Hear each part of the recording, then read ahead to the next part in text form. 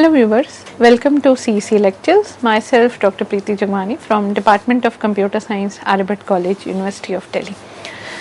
So presently we are going through the module of recovery from deadlock in our operating system series, and this recovery from deadlock is kind of, we can say, a step which comes after we have we have confirmed the existence of deadlock. Now in order to make your system recover from the deadlock, we need to abort one or more processes in order to break the circular wait, or we can say we need to, or we can preempt some of the resources from the processes which are actually deadlock, which are actually in the deadlock. So let us proceed with process termination. So either we there could be two strategies for going with this process termination thing. Either we abort all the deadlocked processes, or we abort one process at a time until the deadlock cycle is eliminated. So I can say both of them are costly processes. Why? Because if we are going to abort all the deadlocked processes, then the partial computations and calculations which they have done will all be discarded, and probably they will kind of start from the scratch, or we can say they'll recompute them later. Or if we are going to abort one process at a time until the deadlock is eliminated, then we need to run, or we need to invoke deadlock detection algorithm after each process is aborted. So we have taken out or abort one process, and then we check is it still deadlock is still left with those n-1 processes.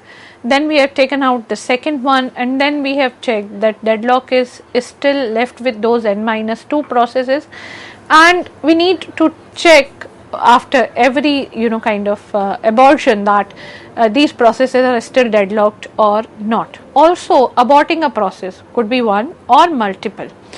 We are going to leave those processes in an incorrect state. For example, a process is printing something through the printer, then that printer has to be reset, or it is writing something into the file, then that file could be in we can say inconsistent state, or that has to be restored back to the previous consistent state of its.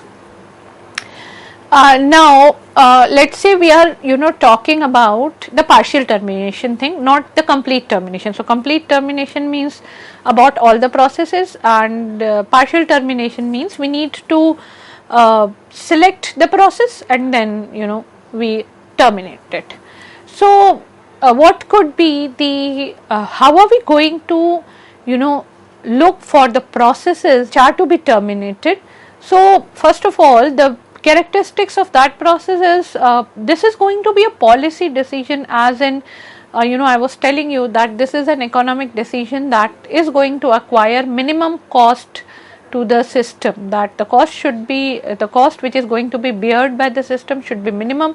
Now minimum cost, as in how are we going to decide which process is the least, which process is acquiring the least cost, or which is least costly? So there could be multiple factors. So how long the process is computed when you are going to abort that, how long the task is being left, then how new the process is, that is one thing. What is the priority of process? One process could be very very new but having a higher priority, then we need to think in abortion of that particular process.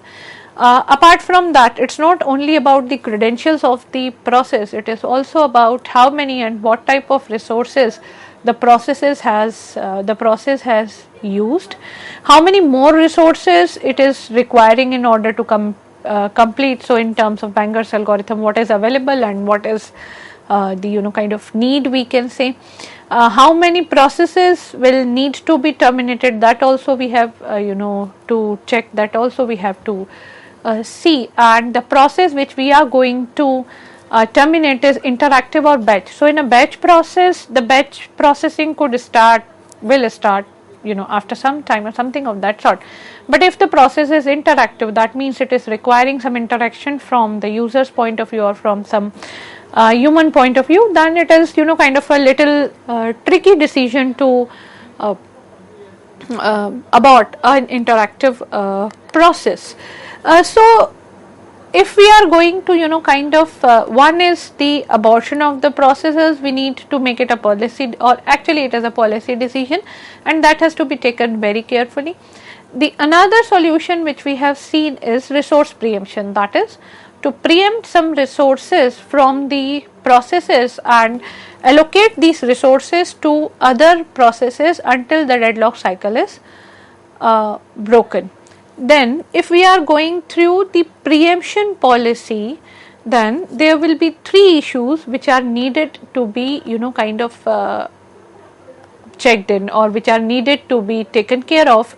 One is selection of a victim, another one is the rollback, and the third one is the starvation. So selecting a victim means what all resources are going to be taken from which all the processes. Obviously here again comes the the cost factor. Cost factor depends on how much this process has completed, then what is left, how many resources it has taken up, and then so on and so forth.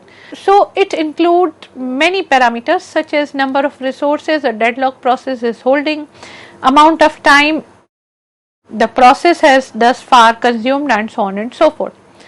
Now let us say that is the first thing which one needs to see in preemption, that which process is going to be the victim of the preemption. Another one is one thing is very sure, that after preemption your process cannot continue its normal execution, that means it has to be rolled back. Now if it has to be rolled back, the process is to be rolled back to a particular safe state, and from that particular safe state it is going to restart from that state, or it is going to be kind of totally aborted after the preemption. So determination of safe state is itself very tricky, and kind of requires some accounting, some resources kind of thing, or some tracking that what was the last safe state, and so on and so forth. So the simplest solution, which is which is a costly solution, but the simple one, is to abort the processes and then restart it again. So first of all select a victim, then how to till what point, or how much to victimize that particular victim, that also be kind of a decision. And the third point is about starvation, that makes sure that every time the same victim should not be selected, that is to ensure that the resources will not always be preempted from the same process. So that is something which needed to be taken care of. So till this point we have seen recovery from deadlock. So recovery from deadlock will require abortion of processes, all the resource preemption, abortion of processes, one process at a time, or all the processes which are deadlock. Again some policy decisions are involved. If we are talking about resource preemption, so resource preemptions involve some points which are kind of which is going to be the victim, then till what state you are going to roll back that particular process, because after preemption process cannot continue with its normal execution, and also to ensure that the resources will will not always be preempted from the same process. All these kind of we can say points which are needed to be considered. So this was the we can say the whole agenda or the whole focus of deadlock, and we have covered everything about deadlock in kind of some 4-5 lectures. Now giving a break to or giving a termination to that particular deadlock module, we are going to start a new module in this operating system lectures, and that is about memory management. Now memory management, as you have seen, is something which is very required, that is sharing of memory is required if we are going to keep several processes in memory, and memory management is one of very important task of your operating system. Now Why do we need memory management? As we have also seen it earlier, but let me take a quick recap about it. That this is going to improve both the utilization of the CPU and the speed of the computer's response to its user. That is, you need to keep several processes in memory, and memory has to be shared. So fine. Now memory has to be shared for memory management. Now let us try to see what are the steps of the instruction execution cycle, or more specifically how your CPU is going to execute the instruction. So CPU first fetches an instructions from memory. The instruction is then decoded and may cause operands to be fetched from memory. After the instruction has been executed on the operands, the result may be stored back in the memory. Now why I am kind of giving a stress on the word memory, because the next thing which is important here is CPU can only direct access either the main memory or its own registers. CPU is not supposed to directly access any disk address. So basically when we talk about an instruction execution cycle, or when we talk about memory management in reference to operating system, we are actually not concerned with how a program generates a memory address. That's not the agenda. The agenda is the sequence of memory addresses which is generated by the running program. So we are interested in that output, we are interested in that sequence of memory addresses which is given by which is generated by running the program. How program has generated that sequence of memory address, that is something which is immaterial at this to us at this point of time. Now coming back to what all locations can be accessed by CPU. So one is the main memory and another one is the register. These are the two things which these are the two storage locations technically, which can be directly accessed by CPU. Now machine instructions also take memory address as their arguments, but they don't take disk addresses. And if any of the data and instructions or instructions are not available in the memory, then they must be moved into the memory before the CPU can operate on them. So basically the we can say bottom line here is CPU is going to directly access either main memory or the registers, no other location apart from these two, not disk addresses, nothing of that sort. Now if we try to see the operating speed of these registers and main memory, so registers are the winner here, because registers access will operate on at the rate of one or more operations per clock tick. So we can say kind of a single clock tick, one operation is going to be completed if we are talking about registers. But if we are talking about main memory, this is accessed via transaction on the memory bus. So please remember, your registers are employed within that particular chip of CPU. So there is no role of a long memory bus, but the data or content of main memory are accessed with the help of memory bus, and completing a memory access may take many cycles of the CPU clock, while lesser number of CPU clocks will be required for register access. So that means whatever data is stored inside the registers, that will be accessed very fast as compared to whatever is being stored inside the main memory. That is something kind of we can say very fundamental to the operations of computer hardware. Okay, and we all are aware of this. So basically, if there is a dependency of CPU onto main memory, the processor normally needs to stall, the processor normally needs to hold on, since it does not have the data required to complete the instruction that it is executing, because inflow of data is quite slow while the CPU is very fast as compared to the access of main memory. What is the remedy here? what is the solution here? We have main memory, that is something which can be kind of we can say accessed by the CPU directly, and we have registers. So on registers we have very limited capacity. Memory is going slow, then what is the solution, what is the remedy? So somewhere into somewhere middle of this is the solution, and that is the cache memory.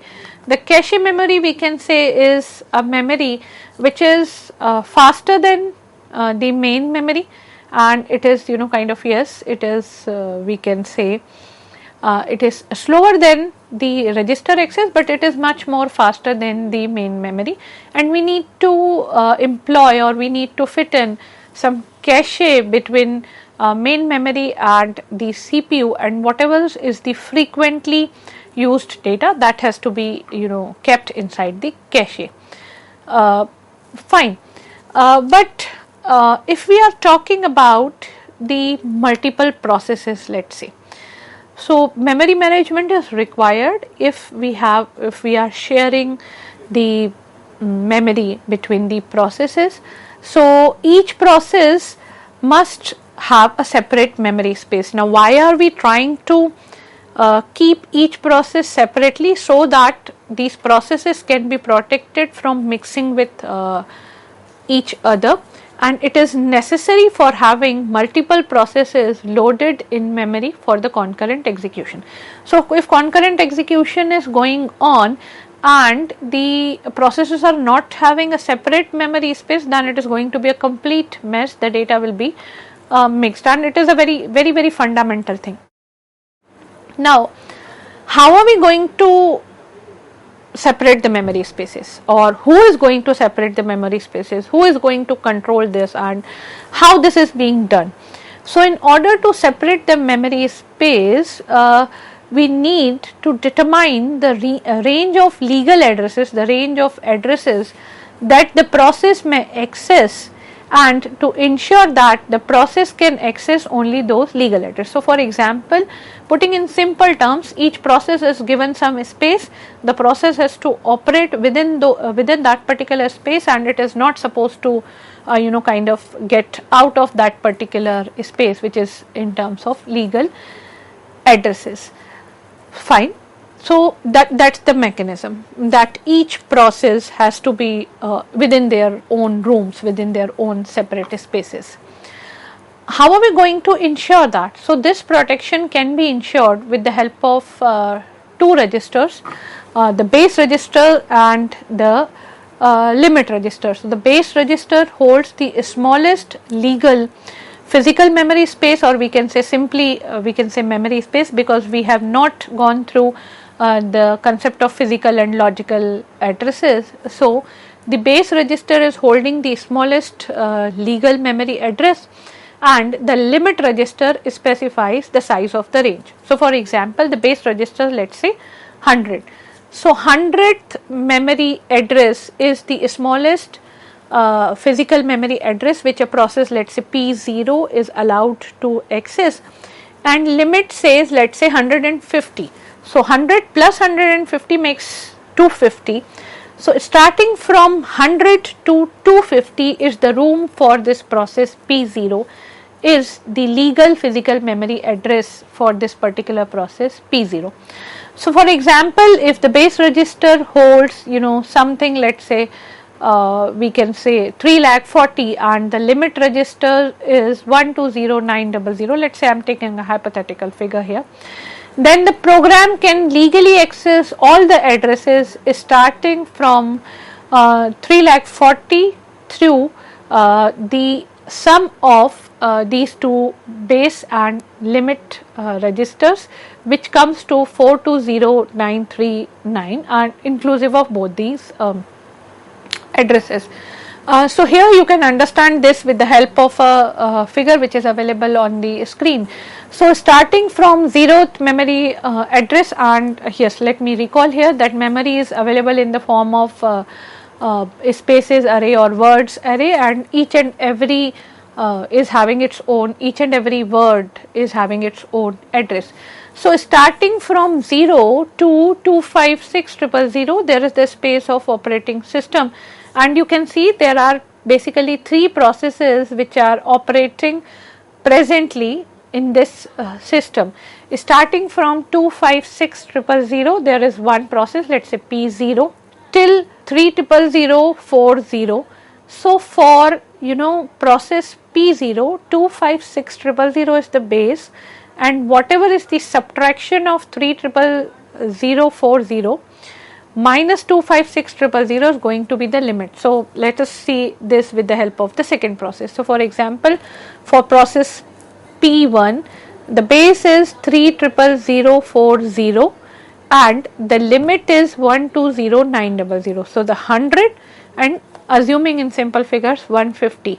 So starting from 100 till 250, which is 100 plus 150, it is going to be the space of the process 2, which is P1 or whatever you name it. Then you have process 3, and similarly process 3 is having its own compartment. So yes, first of all we need to ensure, or this has to be ensured, that each and every in we can say in a system which is allowing the concurrent execution of various processes, it is very necessary that all the processes comes under the separation of their own rooms or separation of their own addresses, and this could be done with the help of base addresses and limit base registers and limit registers, and that we have seen how it is going to be calculated. Now how this is to be we can say done, what is to be done, that we have seen. Who is responsible for this? That is the protection of memory spaces. Is this protection of memory spaces is accomplished by having the CPU hardware comparing every addresses generated with these registers. So whatever the address is being generated, those addresses are compared within the range of this base and limit registers. If it is in the range, the CPU is allowed to access that, as not. So basically now who is going to do this? This is we can say a privileged instruction or a privileged operation. So the base and limit registers can be loaded only by the operating system. It is not anybody else's job to load the base and limit register for a particular process, and loading of this base and limit registers is actually a a special privileged instructions. And since these privileged instructions can be executed only in kernel mode, and operating system is one entity that executes in kernel mode, that means only operating system is allowed to load the base and the limit registers. So here in order to in order to check whether the address which is being generated will be accessed by CPU for a particular process, yes or no, we will check. So one address is being generated, and if this address is greater than base, then obviously we will go to the next level, which is checking the address of less than base plus limit.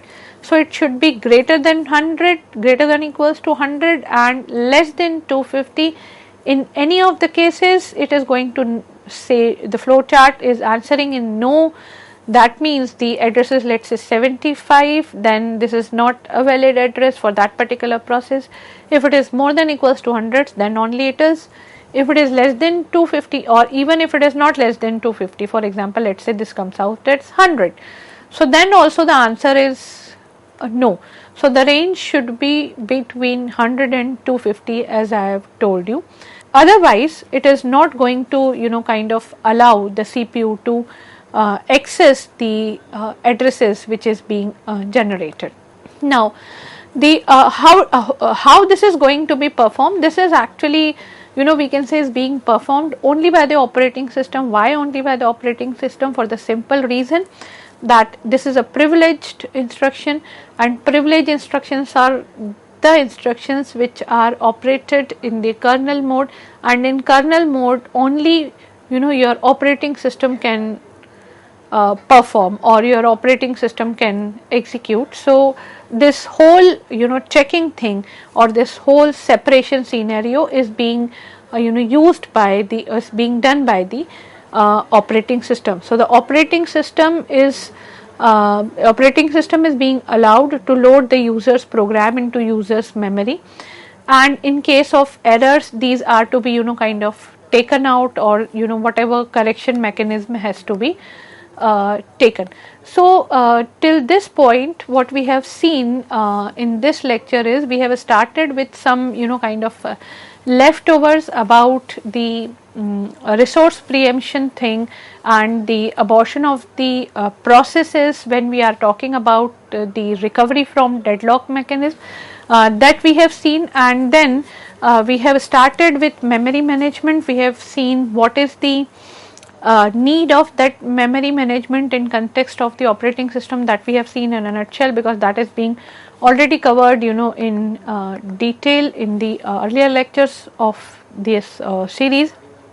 Then we have seen why it is necessary to separate these spaces into their own compartment, and also how are we going to separate these into their own rooms or within their own addresses, that is with the help of two registers. One is the base register and another one is the limit register, and these two registers are loaded by operating system for all the processes, because this can only be loaded with the privilege instruction that is to be executed in kernel mode, and in kernel mode only operating system can do that. And here is a list of references which is being used for the preparation of this lecture.